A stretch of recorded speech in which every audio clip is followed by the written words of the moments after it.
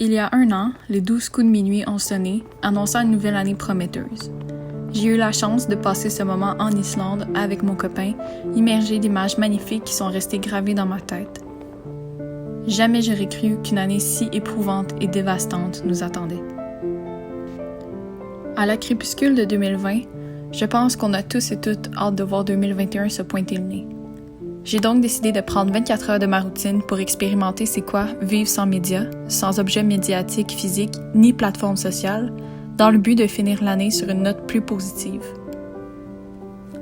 Pendant ces 24 heures, j'ai voulu faire une rétrospective sur moi-même. J'ai pensé aux moments clés de ma vie, aux moments qui m'ont fait sentir vivante. Étrangement, ces moments se rapportaient rarement au monde virtuel, mais bien au contact humain. Une fois ce 24 heures terminé, un brin de nostalgie dans l'air, j'ai tenté de ramasser cet amas de souvenirs grâce à des photos et des vidéos que je chéris.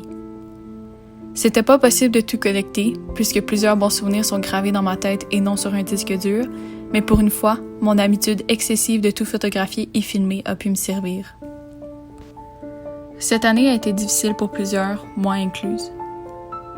Avec la COVID-19, on a dû réduire, voire cesser le contact humain drastiquement. C'est un aspect qui m'a détruite, carrément. J'ai dû échanger ma meilleure amie pour un ordinateur portable, mes examens papier pour des fichiers PDF et cacher mon sourire derrière un masque. J'ai dû accrocher mes patins pour la première fois en 17 ans, laissant derrière moi mon sport, mes victoires, mes défaites, mes coéquipières, mes amis. J'ai dû fêter ma fête seule, au travail. J'ai eu 20 ans. J'ai dû passer 2 tests de COVID, prendre 3 avions et voyager pendant plus de 24 heures pour voir mon copain en Islande. Je l'avais pas vu pendant 5 mois.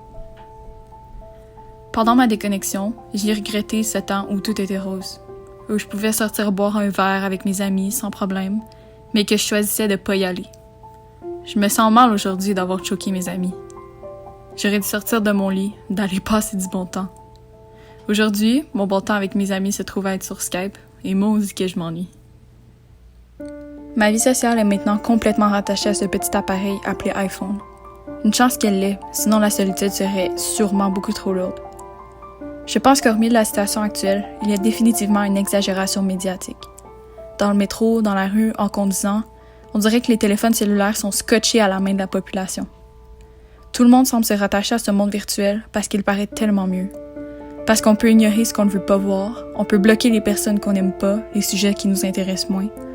Parce qu'on met l'emphase sur ce qu'on aime, sur ce qui nous inspire, ce qui nous fait envier. Dans la réalité, en marchant dans la rue par exemple, on peut pas s'empêcher de voir un itinérant malade.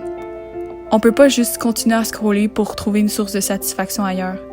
Dans la vraie vie, les choses blessent et plusieurs ne semblent pas comprendre la différence entre ces deux mondes. Plusieurs confondent les deux et maintenant on préfère se baser sur un profil Facebook au lieu d'engager une conversation. On devient une société complètement individualiste qui met ses besoins personnels avant ceux de la population. Comme le dit Louise Merzot dans son écrit « Ceci ne tuera pas cela », tout gain qu'elle contribue à procurer en habileté, force, autonomie, mobilité, se paye par une perte également structurante pour la communauté, et c'est la négociation entre ce plus et ce moins qui constitue son rôle de médiation. On est imbibé de la technologie, mais après tout, on a été réglé pour devenir ainsi. Oui, je l'avoue, j'ai chialé. Je trouve ça difficile, moi aussi. On dirait que j'ai pas vu le temps passer, moi non plus. Pendant ma déconnexion, j'ai pris du temps pour moi. J'ai fait ce que j'aime, j'ai retrouvé goût à l'écriture, à la peinture. J'ai réfléchi à mon passé, à mon futur. Notre futur. Où on s'en va avec notre société. J'ai marché, j'ai vu, j'ai entendu. Je me suis trouvée chanceuse malgré tout. Chanceuse d'avoir tout ce que j'ai. Chanceuse d'être aimée. Chanceuse d'être en santé. J'ai décidé de mettre de côté toutes les choses qui me tracassent, qui me fâchent, qui me font de la peine. J'ai pris connaissance de mon environnement et j'ai su trouver plaisir dans les actions les plus banales qui soient. Je me suis ressourcée sans devoir accéder à une source médiatique pour me divertir. Sans avoir à me comparer aux autres sur mon téléphone m'a fait le plus grand bien et m'a surtout fait réaliser à quel point j'ai pris cette habitude toxique d'envier les autres. Je suis si heureuse avec ce que j'ai en ce moment, malgré la situation désagréable que nous vivons tous. J'en ai vécu des bons moments. J'étais nostalgique de ne pas pouvoir en vivre plus cette dernière année. En me remémorant ces souvenirs, j'ai réalisé que j'ai seulement 20 ans. Je semble voir ma vie me défiler devant mes yeux, mais j'ai encore tant à vivre. Le temps de notre vie quotidienne est devenu obsessionnel. Nous avons la sensation permanente de manquer de temps, de vivre dans l'urgence, de devoir faire de plus en plus de choses en moins de temps, comme le dit si bien M. Dubord. J'ai appris à ralentir, à y aller jour par jour. Je compte prendre plus de temps à admirer les détails de la vie, de fait même en me sortant de ce monde médiatique qui m'a rendue dépendante. J'ai encore toute ma vie devant moi, aussi bien d'en profiter. Des bons moments comme ceux-là, je vais en vivre tellement plein d'autres. Toi aussi d'ailleurs. Sur ce, merci 2020. Je devrais me déconnecter plus souvent en 2021.